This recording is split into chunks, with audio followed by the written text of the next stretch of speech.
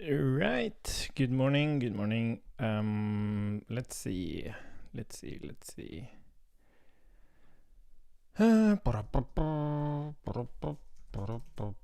Yep, had a good night.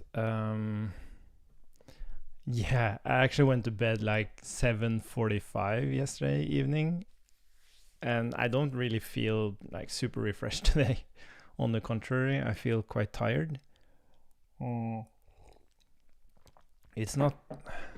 Yeah, my conclusion on this is that it doesn't really matter how many hours of sleep you get. The thing that's more important is to get uninterrupted sleep. So even if I got like 10 hours of possible sleep last night, I had to wake up. Well, I woke up like several times, just like sounds, like noises, stuff like that. But also at around 12, I had to get up and like feed the baby, and then I had to go up again because the baby started crying. So I had like 2 times last night, even though I had like 10 hours. Even though I had 10 hours, I had to wake up 2 times during the night, and I feel like shit today, which I find interesting. Yeah.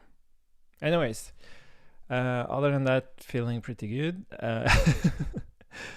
And what I'm excited about is that we are actually at the point now where we want to start adding functionality, which is cool. Been looking forward to this. So what we're going to do, we started this thing where we activate a category. So I thought we could like finish that one and then actually make the filter work here. And then we'll see what we do. So where is this stuff? Yeah, we have to split this up. Maybe should we do that first? We are starting to see what shape we want this to be in, because we have like we have a thing called Weekdays now. We have a thing called like we had grocery list. So if we create a new file called Weekdays and a new file called grocery list, I think we can actually move this stuff. So let's move this into grocery list.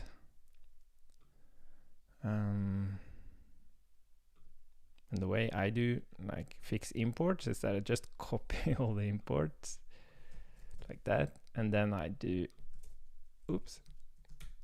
delete all unused imports. Nice. Oh, we need a grocery list layout. Where are you? There you are. Grocery list layout. And then is there like a weekday? Oh, that's a weekday. Main content layout. Yeah, grocery. Oh.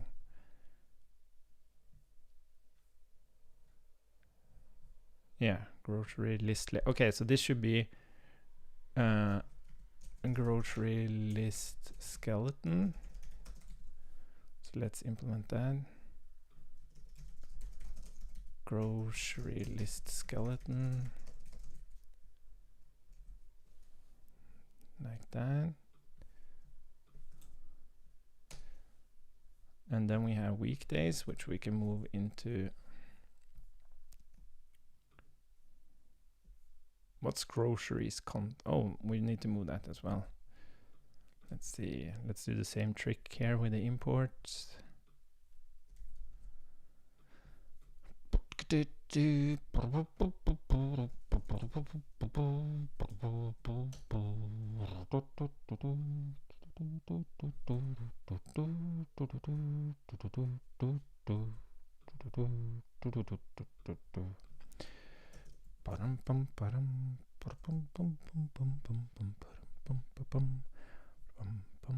Get current day index from utils. Okay, so now we have make content. We can keep this here. let's remove some imports here as well. Dashboard layout, menu item, get menu items, main content layout skeleton, main content layout, and then we have dashboard skeleton. I'm thinking we should have weekdays skeleton as well. Oh, we do. Yeah. Oh, wasn't this in use? Oh, this is weekday skeleton. Okay, so let's create a weekdays skeleton so we have the same shape of things. Family. So this will be the... Yeah, let's just do this. Well, main content layout. Yeah. Yeah, I think we'll just have to do that. Weekdays skeleton. And then here we need to return this as like that. Nice. Import that one. And then we have the groceries content. Yeah, so this could also be its own thing.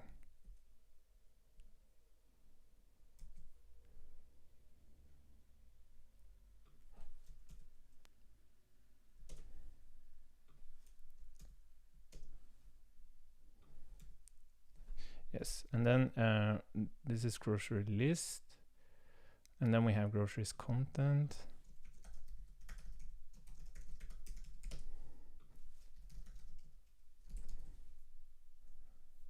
Export.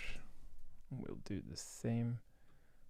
Oh yeah, let's see. Doop. And doop.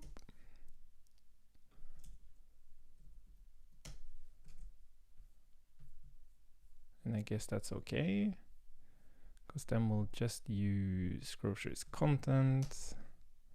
And now we're pretty happy. So that cleaned up quite a bit. Nice.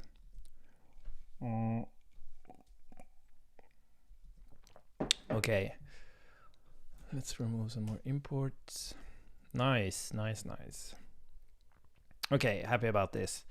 So what were we supposed to do? Yes, we're going to add, yeah, it was that stuff. So this is groceries content. Let's give it some more space here. Yeah, and we were just typing them out like this. So I think we can create like the same thing, like get category buttons or something.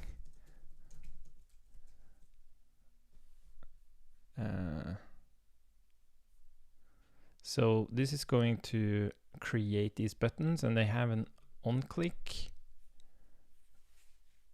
They need an on click. They need, if they are the active one, and they need a title. So we'll say title. This was fish, meat, and dairy. Meta. Meat and dairy. Active would be, we have to pass in the active category. Grocery category.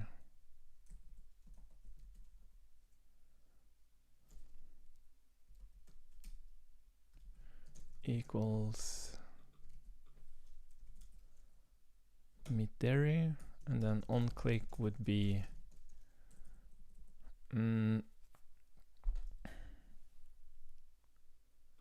yeah, then on click would be category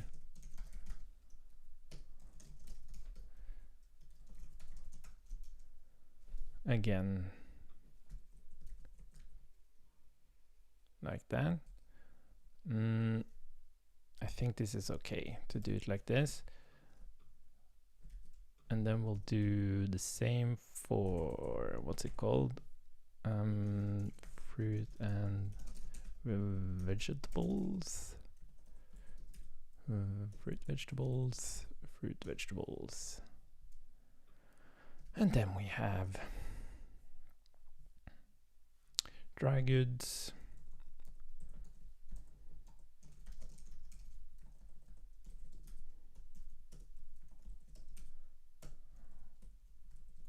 and then it's frozen.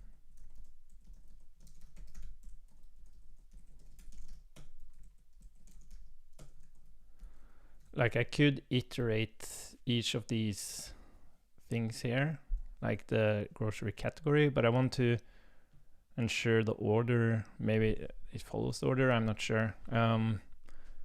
But still I would have to like look up the title and everything, so I just like to be explicit about it. I think it's simpler this way. So that's other and that's other. Okay, so let's get category buttons. We pass in the active category and we say on click, we'll do on category, on click category, like that, and we'll just map that to, call it category.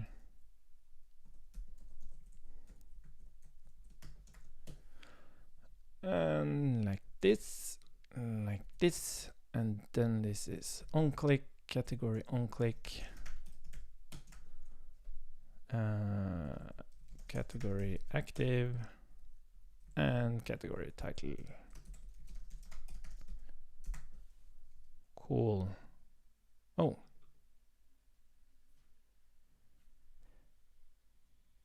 active. Oh, it can be undefined. Okay, that's okay. It might not be active at all. Cool. So we remove those buttons and it should look exactly oh fuck, yeah.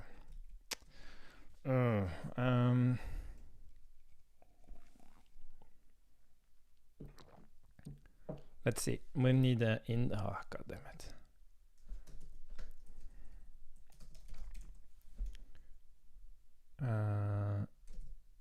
It did have the first one, didn't it? Yeah, so the first one was right, but rounded L.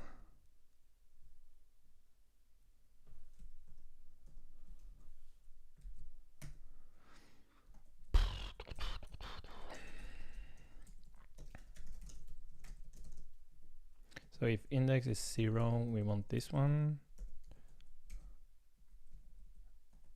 And if index is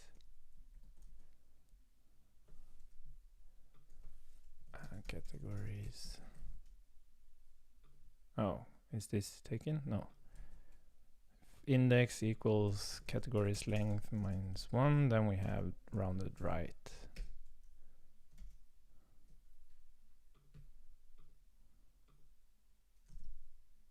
Why is it showing it? Oh, sorry. There we go. Oh yeah, and then it's the color. And I guess this is get category color. Yeah, but now we don't actually have the okay, I guess active color, get category. What was the name of it?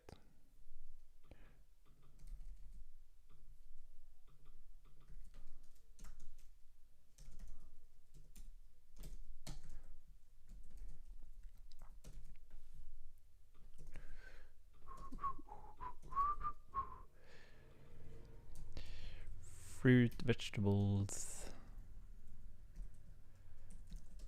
dry goods, frozen, oops, and other. There we go. Oh yeah, and then we have to change this. Oh fuck. We have this hover thing. God damn it. Oh.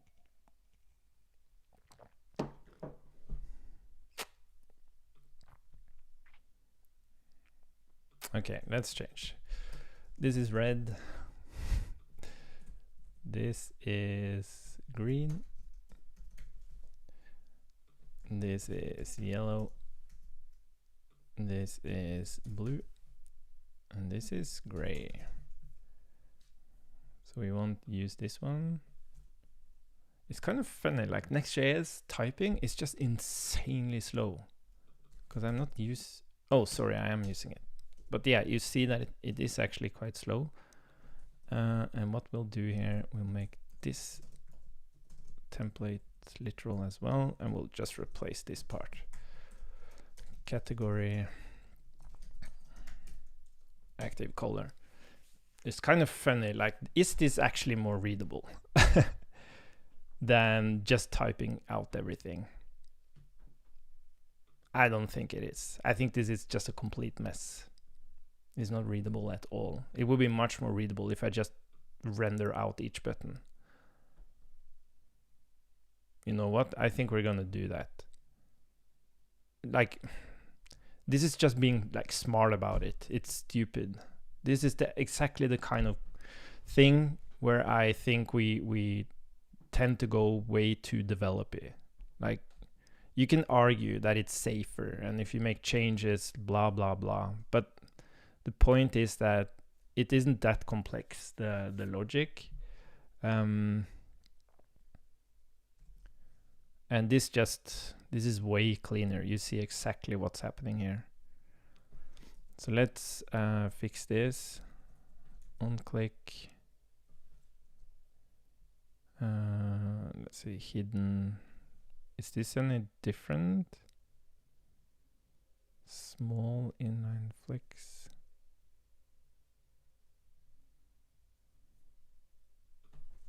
Yeah, let's just do this.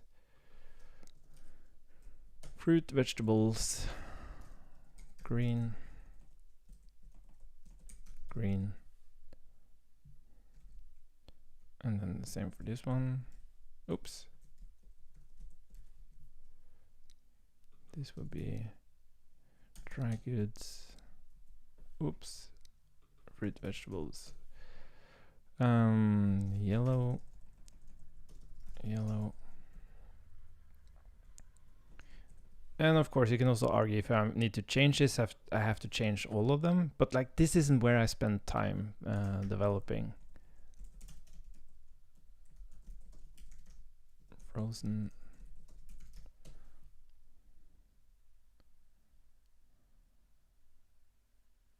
And then you could argue, well, if you don't spend time developing this, does it really matter if you do the other way?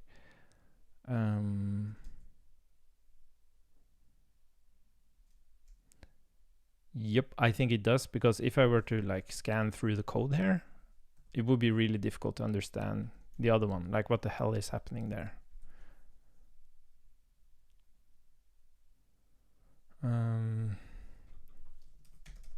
Well, here you see, you don't care about this code, but you see what's happening by just glancing it. Okay, cool. Oops. I did something wrong. Other. Dry goods, my bad. Yeah, and then I have to fix them around the right, and this shouldn't have anything.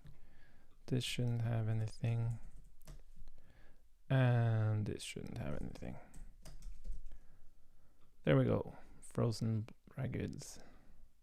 Should probably fix that border thing as well. I'm not sure. Maybe it should have the same color as the thing. Yeah, let's try that. So this would be meat, dairy, red, green,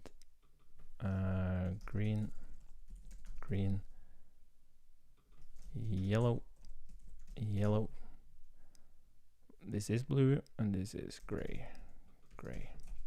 Oh, grace. Gray. Okay, this is nice. That's super nice. Okay, so we have the active category. So what we need to do now is we need to create the actual filter, and that would be like a selector thing in our feature. And so we have groceries by category, and then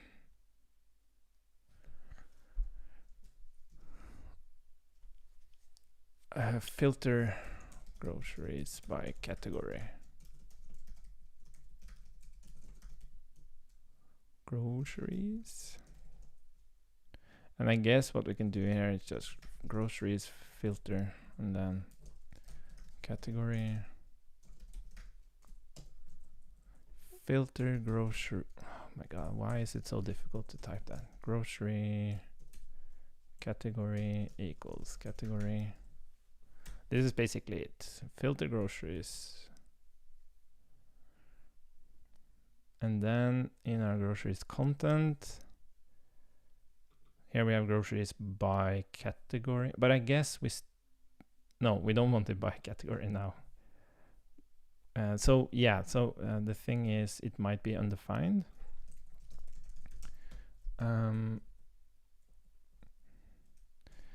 So if there's no category or the category is the same, but this is the tricky thing, right? Because now if we don't have a category, we do want them to be by category. So yeah, I think we're not going to do the check here. We're rather going to, if we have a category, then we filter it. But if not, we're going to say selectors groceries by category. Why is this? Oh, sorry, groceries. Right?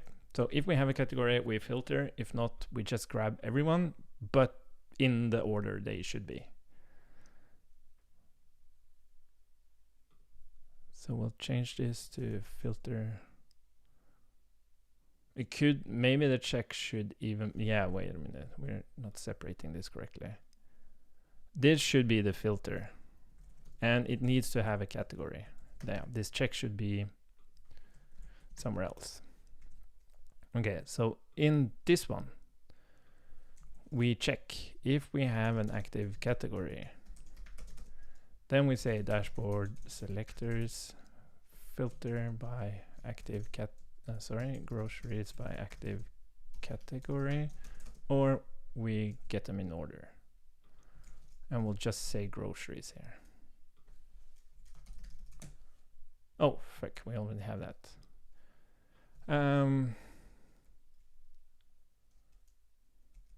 Sorted and filtered groceries. Cool. So what should happen now is that when I change that, fruit and vegetables. Why did it pop? Oh, did I do something wrong now?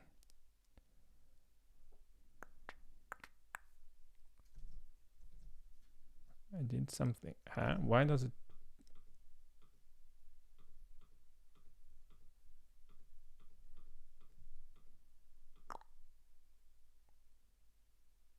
How does it? Oh, I know.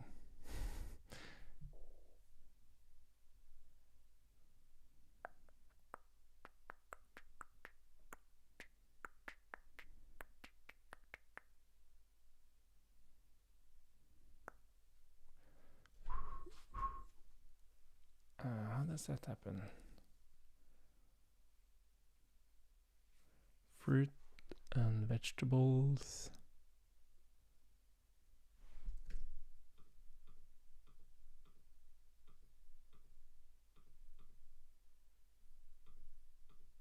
How can it pop up on both of them? It's as if I'm It's as if I'm adding the category 0.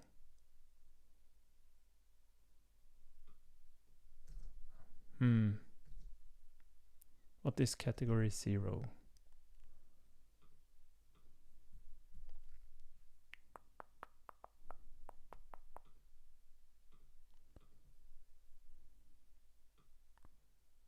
Yeah, fruit, vegetables.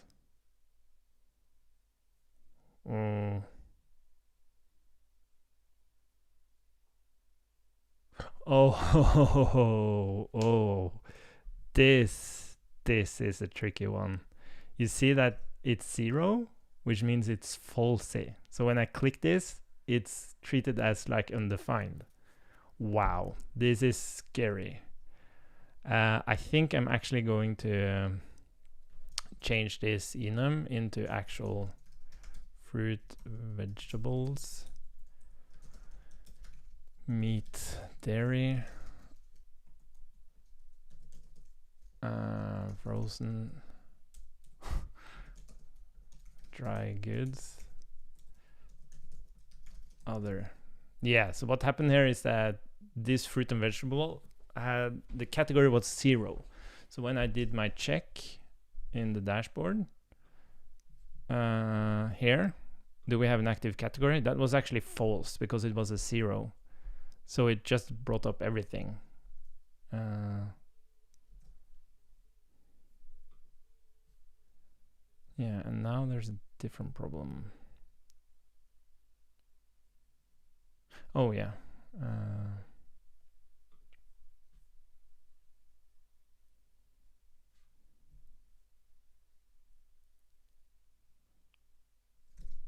Wait, why?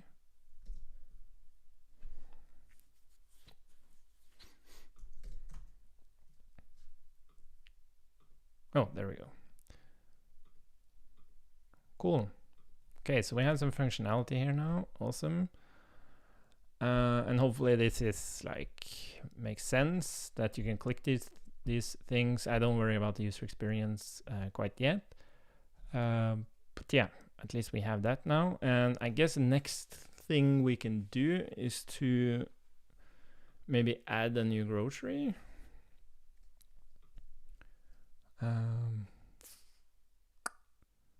Should that be a thing?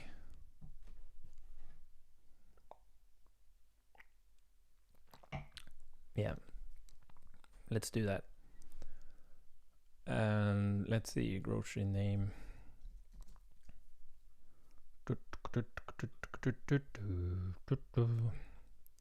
And maybe we can split these up as well. I don't know. It does read. Yeah, we can split it up, but let's not do that now. Or maybe we should at least do it for this one. So yeah, let's create a component for this top thing.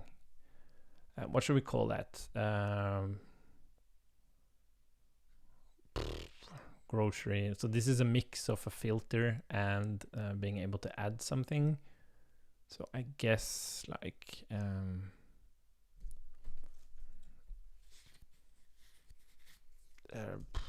groceries toolbar.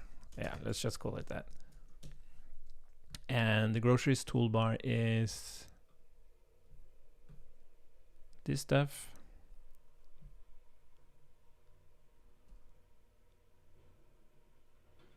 Wait, no, it's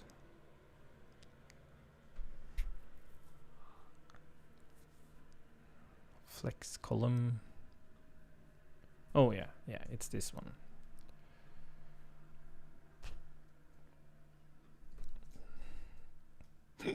Groceries toolbar.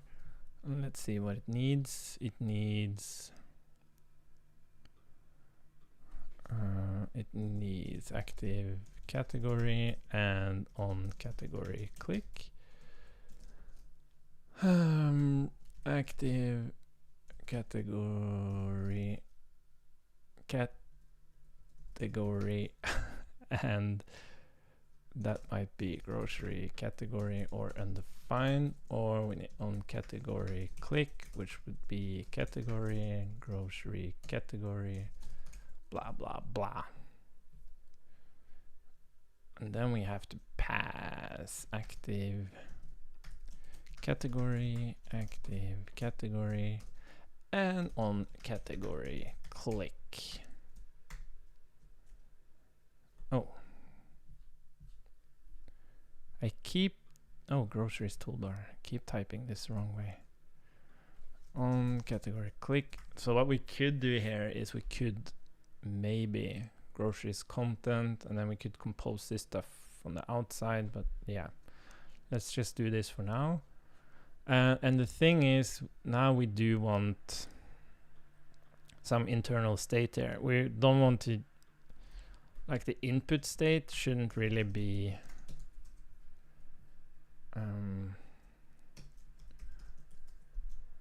new grocery title, set new grocery title. Doesn't need to be like in our state store. We can just have that right here. And then we do have active category, so we can disable that button if we need to. Maybe we can just do that right away. So disable if no active category. Maybe we could even disable the input if we don't have an active category, which would make it even more like discoverable in terms of, okay, so you can't press anything here, so you will probably explore pressing these ones and you'll see these ones open. So we can try that.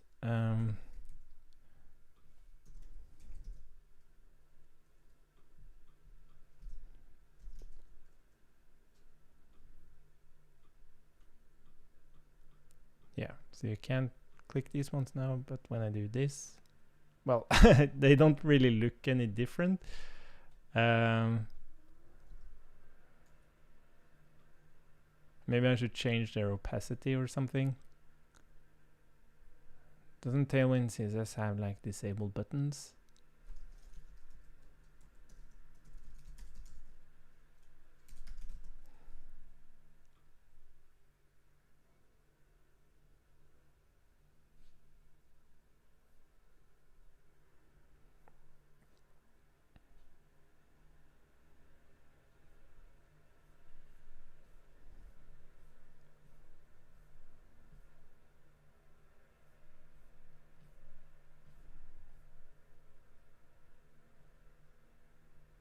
Is not enabled for any kind.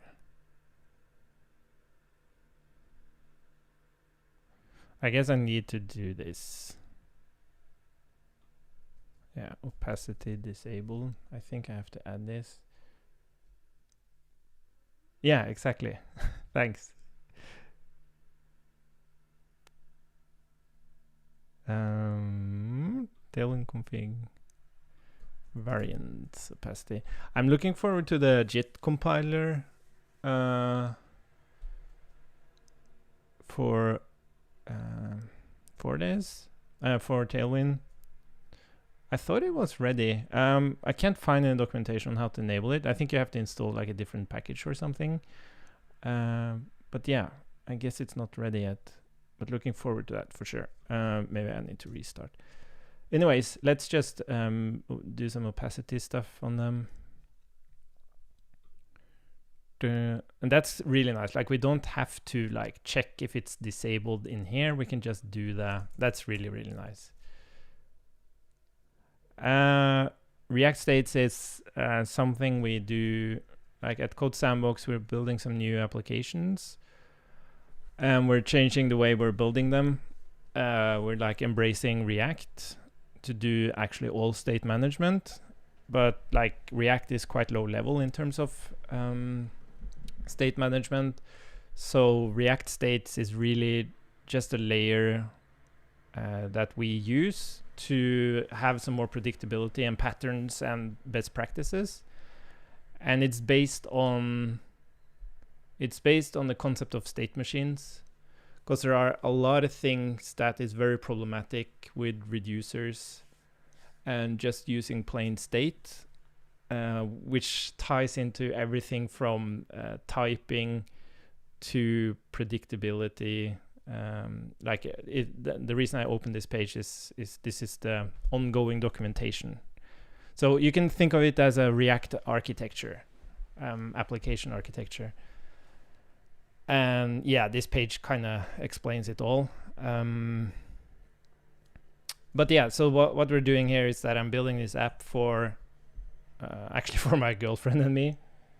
because we had 2 kids and we need to get our shit together in terms of all these routines. And I built this app a while ago that we used. Oh yeah, good question. What was wrong with Overmind? Like, there's nothing wrong with Overmind, but there are certain things it doesn't handle, and it's not specific to Overmind. It's to all the state management tools that we have.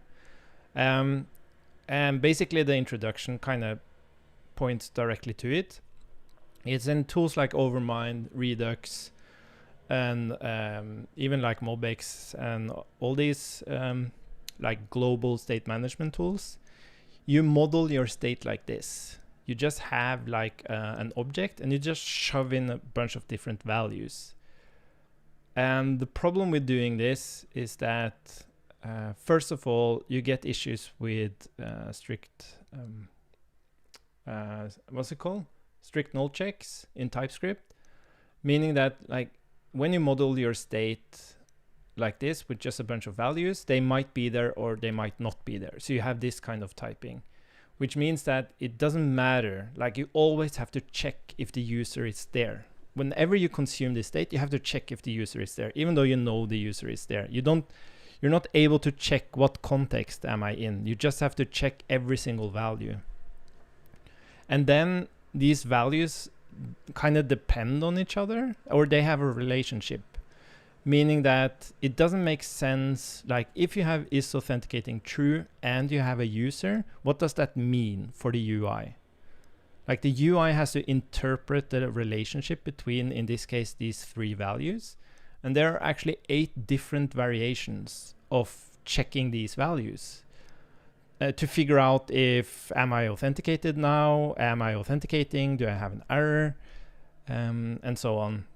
So the core of this is that instead of modeling your state with just a bunch of values in a tree, like in an object, you use this concept of explicit states, which comes from state machines. So you don't have one single type for your state. You have, in this case, 4 different types where you label them with a name. And each name represents the explicit state that it's in. And that means that you no longer have this, is the user there or is it not? You only check this one single property to figure out, are we unauthenticated? Are we authenticating now? Are we authenticated? Or do we have an error? There's only 4 variations now. And it's the same property you check for the UI to figure out what state am I actually in now. It doesn't have to interpret all these different values, if they are there or if they're not there, and so on. So that's like the basis of this. And the actual implementation is just a React reducer. But then we implement them not as a normal reducer. We let me show you. We implement them like, yeah, this has a lot of comments. I can show you. Yeah, so this is a better example. So when we create a reducer, we give it the typing of all the different states it can be in. In this case, it's a drag and drop thing. So it's either idle, detecting drag, or it's dragging. And then you give it the events. So it receives events, which is basically action dispatches. In this case, mouse move, mouse up, and mouse down. And then you don't do switch statements or anything like that. You just list the different states. And then you say, which events am I going to deal with in either of these states? And when this event is received, what state do I now want to move to? And yeah, I don't want to go through everything, but there is a lot of benefits to this. And the summary is that the UI becomes way more predictable, the user experience. Yep. But yeah, you can read this is an ongoing thing, this documentation, but you can read that. And then also like this video, React States explanation, that really like takes it from React use state and like all the way to the final concept. And it's like almost no code. It's just the way you think about it, which is interesting. Anyways, so god damn it, the neighbor is fixing her garden. So annoying. Let's see, disabled opacity. I guess I can do something like this. Ah, cool. Yeah, so for me it's been a huge learning experience, like and that's especially working at Code Sandbox. Like it had Redux, and there were issues with Redux, so we implemented using Cerebral, and that fixed a lot of stuff. But then TypeScript came, and we had a really complex code base, and we really needed to move to TypeScript to be able to move faster and change things more reliably. And then we moved to Overmind, which was an improvement because it solved a few things Cerebral didn't solve. And now we're at this point where Overmind works really well, especially in terms of performance and stuff. But there are certain things Overmind and these other tools doesn't deal with, and that's kind of one part is what I went through now. But they also don't deal with things like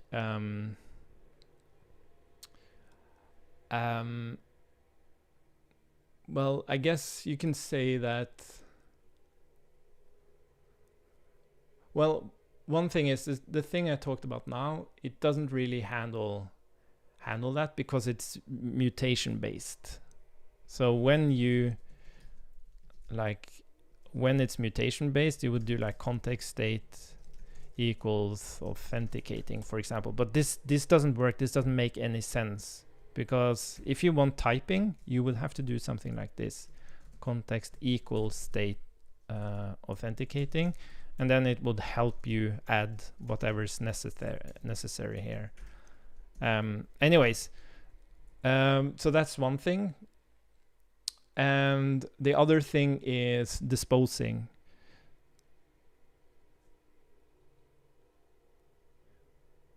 Oh, interesting. These are really good questions. Sorry if I'm a bit hand-wavy on my answers. But so to be concrete, at Code Sandbox, moving from Overmind to this concept, there were like 3 things we wanted to deal with.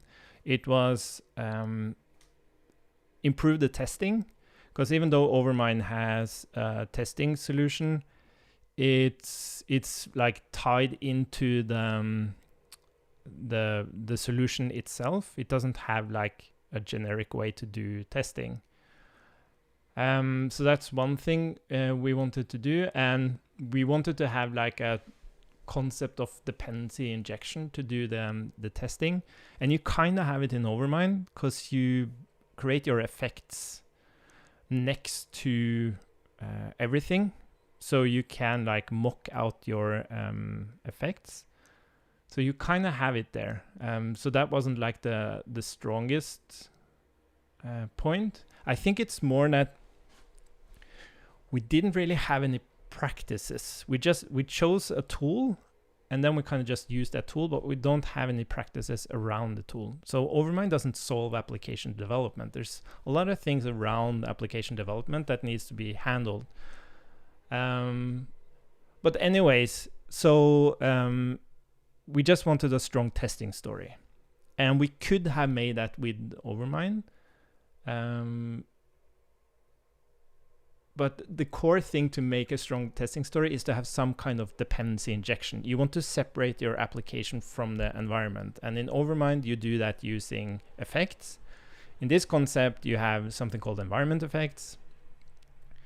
And in other solutions, for example, in Redux, you can actually inject effects from the outside in your things. So it's possible to do it there, but they don't have that strong story of separating your application from the environment effects. Anyways, but more importantly, one thing that Overmind doesn't do is that it doesn't handle disposing of asynchronous code very well, which means that whenever you trigger an action, you do something async, you do like a try catch or something, you do something async, and then it just continues running the code after that. But after doing that async thing, it might not be valid anymore.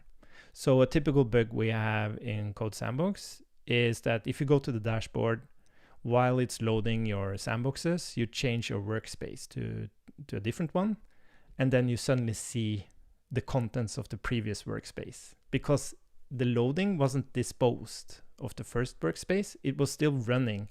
So when it started loading the next workspace, it just populated with the old loading of the previous workspace. This is very typical in applications. And the reason it happens is because, well, one, you're not disposing, and two, you are not using, like, it's the environment effects that's driving the state changes. There's nothing guarding these events of like these async events. So that's an issue, and Ormind doesn't really handle that, and neither does any of the other solutions. Like, either you have to be very granular about checking all the time. Every time you do async, like every time you do await, you have to check, am I supposed to run this logic now? And so on. And we didn't want to do that. That was the reason we embraced React, because we can get it for free with React. And the way we get it for free with React is that it automatically disposes when components unmount. That's the beautiful thing about React. So when you run logic within a component and that component is unmounted, you can like dispose of everything. Like any event listeners, whatever, you just dispose of everything, so nothing more will happen.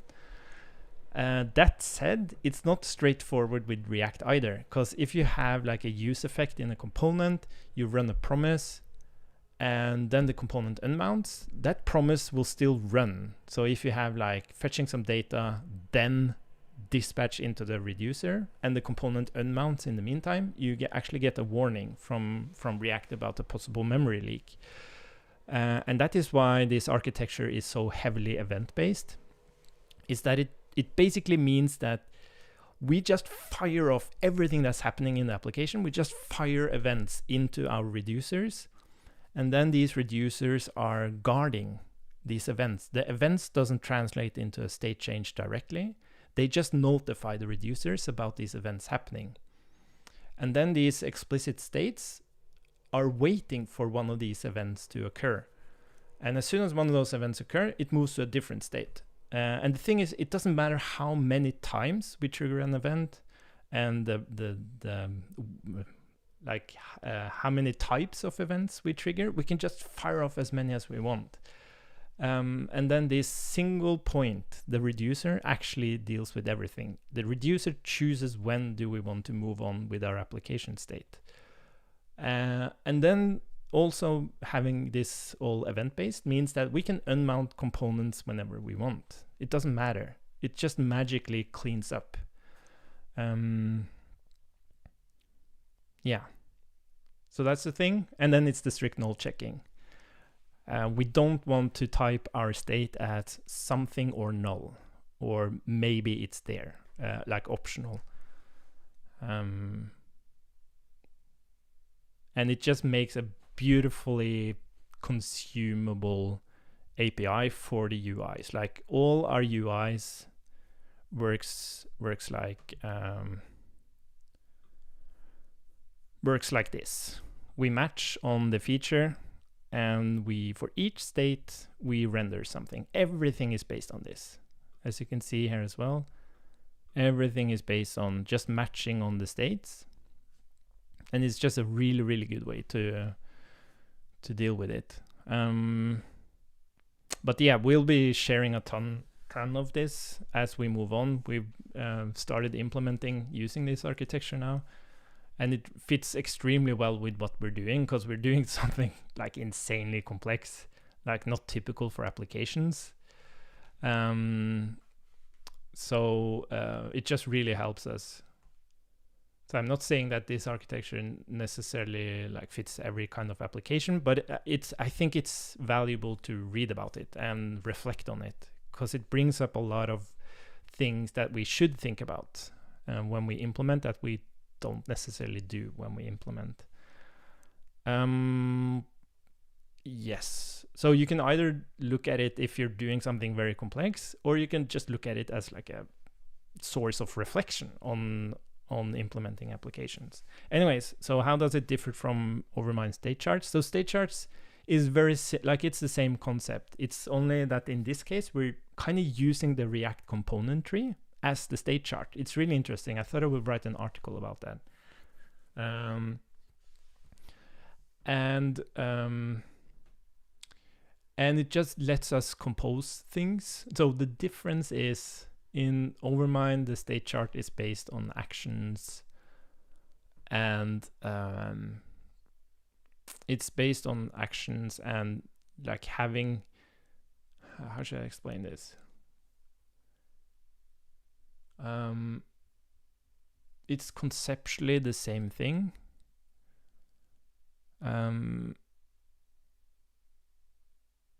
Yeah, so it's conceptually the same thing, but it's using Overmind state and actions, while in React states, we're just using React primitives. So that was like a final thing we wanted to do with the new architecture, was to just use React, because we think it makes it easier for us to bring people on board.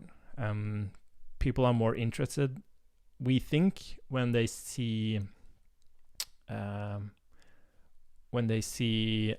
what's it called? Like when we do recruiting, it's easier to get people on board if they know React really, really well than if we have this niche state management library.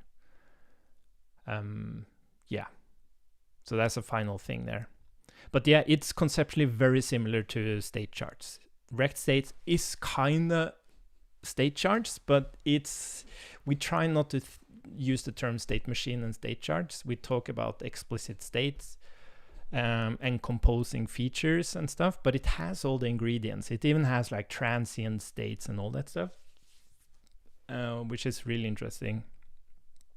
But yeah. Yeah, so one thing I found is knowing which reducer is listening to which dispatch event when an app gets large. Yes, that, and the tricky thing, like, events is harder to reason about. And what's interesting about events is that when you have an architecture based on events, like you have a central event hub where you can trigger events and you can listen to events. It's beautiful how decoupled everything is, right? Everything can listen to everything. Everything can trigger an event for anything. But it becomes unwieldy. You don't see how things are connected. You are unable to control the order of events and so on and so on. But if you combine events with this concept of explicit states, where you actually do, so in this case, for example, we have this reducer which is listening from events from an environment effect that we call authentication. So this environment effect is what will actually be like Google Firebase stuff. It's being mocked right now, but that's like an environment effect. So that's why we namespace it with authentication. So any feature can listen to any event coming from an environment effect. So in this case, this reducer starts in awaiting authentication. And then as soon as it receives any of these two events, then it moves into the next state, depending on the event it received.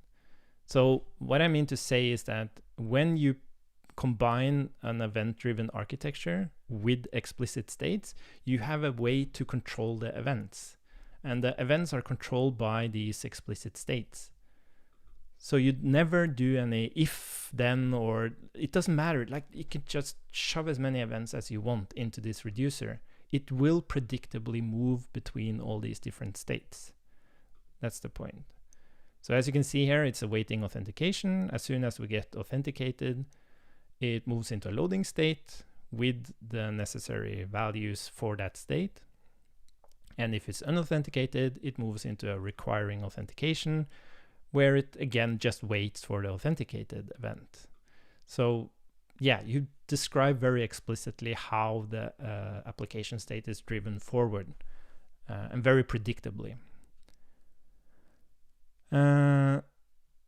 Yes, and coupling between React view layer and underlying logic. So that's in React states, you have a very strong separation of how you implement logic and UI. So we have something called a feature. And this is like in this React states application architecture, everything is very opinionated. Like, well, we call it a feature. This is how you should name your variables. Everything. We are very opinionated about that, and it's basically to have a guide for anyone working at Code Sandbox to know how to write features for a Code Sandbox application. But that doesn't mean like you have to do that. It's just a guide, right? It's more about patterns and practices more than API surface. What we do is, what was I talking about? Yes. So each feature has a reducer, and that reducer is based on these explicit states. So a feature can be in certain explicit states, and it can subscribe to events from the environment, and it can also expose a set of events that the UI can trigger. So currently we don't really have anything in this one, but here we go. So in our session feature, we have verifying authentication, signing in, signed out, error. These are the states it can be in. And then we have a UI event. That's just how we call it. And this is something the UI can trigger. This is an event that is coming from a component. And then all the events this feature deals with inside the reducer is the UI events and the authentication events coming from this authentication environment effect. And so it starts in verifying authentication, where the environment effect is what drives the state of this feature forward.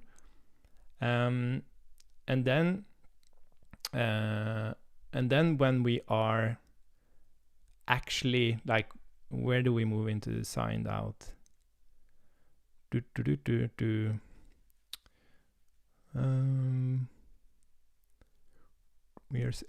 Yes.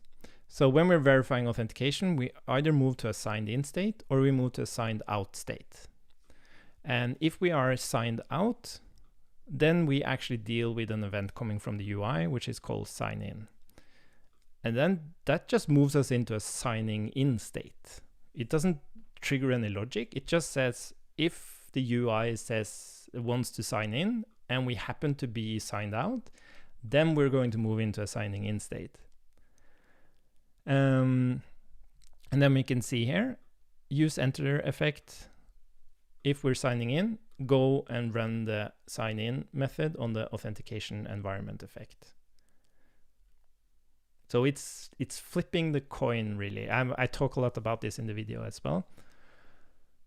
But yeah, so the point is you have all the logic inside these features. So what happens in, let's see, do we have page container? Yes, so this is a good example. This is the UI component for authentication. And the way this works is that we have like a sign-in model, and when we click on that, we trigger sign-in. And it doesn't matter, like we don't check anything, we just fire off the event. And it's up to the reducer to choose if that's a valid event or not. It's not the UI that decides when this event should be, like, is the UI in the right state now that allows me to sign in? It doesn't care about that. You just say that this piece of UI, I build this for signing in, so let's fire off the sign in event. And then we use this match helper, which is coming from React states, and we can use that on like the we call it context. It's actually like just a reducer state, and this helps us to identify what do we want to do in the different states of the session. So in this case, we're using it with the open property of the sign-in model. So it should be open when we have an error. It should be open when we are signed out. But when we're signed in or verifying authentication or signing in, we don't want to show it.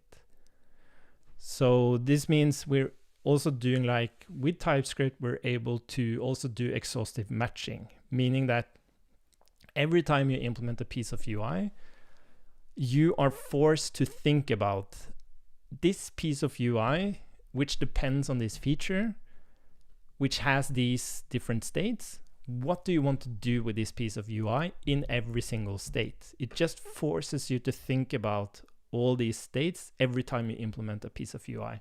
So in this case, I could have implemented, it's open when we are signed out. Like I could have written that logic, but as you see here, I was forced to think about what do I want to do in error? Oh, yeah, I actually do want to show it in an error state as well. So it kind of just, yeah, it forces you to think about all these different states. But long story short, this is how the UI is written. It always uses a specific feature.